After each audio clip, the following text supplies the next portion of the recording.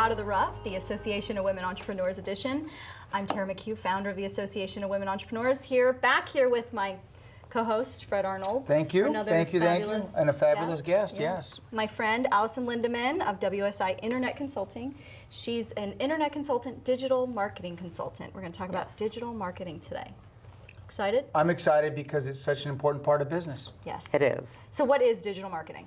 Share. Well, the term digital marketing is really the next generation of what you thought of as internet marketing. So it's anything digitally that can be marketed, products, services, advertising for a business that's looked at on an electronic device. So that would be the difference between the traditional marketing, printed, everything's electronic, but it's not just the internet. So it could be mobile, phone marketing, digital advertising, TV, this type of thing. Anything digital really encompasses digital marketing arena, not just internet marketing. A lot of people think of it as internet. It used to be more, a little more simple. Put some ads out there, especially when you're in my type of business. Phone book. Yellow pages. You had a bench ad if you're in my industry. Shopping cart. Exactly, shopping cart. But now there's so much to manage.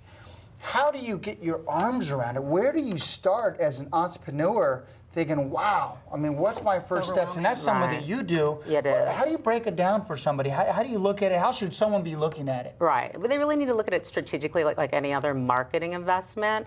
And so it starts with really looking at what are my options?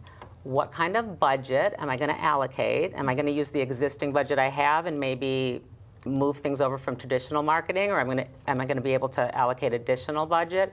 And then what types of digital marketing strategies most align with that type of business? So I've heard, I'm sure you've talked to other people in the social media arena, where do my people hang out? Mm-hmm. So the type of individuals that I'm looking to do business with, my target market, so to speak, where on the internet or where digitally or where might they be going to look for my product or service? So that would be the first place you'd start. Just to maybe give you an example, let's say I'm a local or regional owner of a retail store. I sell prom dresses, just for an illustration. I want to see if there's a way to expand my business online, selling more prom dresses. Everybody in every town probably has kids that buy a dress for prom. So I first would want to look at whether there's searches for the product or service that I'm looking for. If nobody's searching for prom dresses online, then why would I invest in trying to get on the first page of Google, let's say? Mm-hmm. If they are looking, then I need to understand what's my competition online. If there's 50,000 other retail locations selling prom dresses online, it might be tough for me to get the visibility to actually make some money selling prom dresses. But you mentioned something that hits home, because we had two children that had prom dresses this spring, and we put all those pictures online. Can you imagine if my wife or daughter developed a good relationship with the prom dress and said prom dress provided by Joan? Blank. Wow. Right.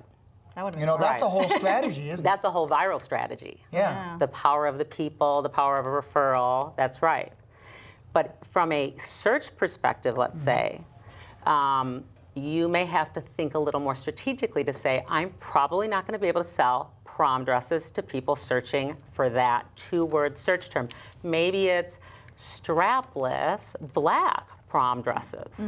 And if there is still a volume, and I'm a business able to provide a volume of strapless black prom dresses, then that may produce a good ROI. And instead of trying to go after the masses, find your niche, find those sub-services or sub-products where you've got realistic search traffic and manageable competition, and take your share of the pie, so to speak. And so they really need to think more strategically. Yes. And so that's really the first step. Nice. So content, coming up with content for you. We always say content is king. Right. How do people deal with content? Because that's overwhelming. It is overwhelming. And that is probably one of the biggest changes among others that Google has made in the last year or two. In the past, you really could just build a website. It could be pretty static. You had good informational pages, and people found you. Now, Google is looking for growing, thriving, content-rich digital media, whether it's your website or your social media accounts, whatever it is, they want to see a business showcasing their knowledge, posting on a regular basis, and showing how they're different than everybody else. And so that's the struggle we all have, whether we're small business owners or whether we're a corporation, is it all sounds good, but how do I come up with all the content that I need? And so I think if you try to step back and simplify some of it, one, most businesses, even small ones, have content already. So they produce brochures, they have PowerPoint presentations, they have proposals, they maybe have shot video. And these things could be repurposed on the social media channels, on their blog. They don't have to really start all over again.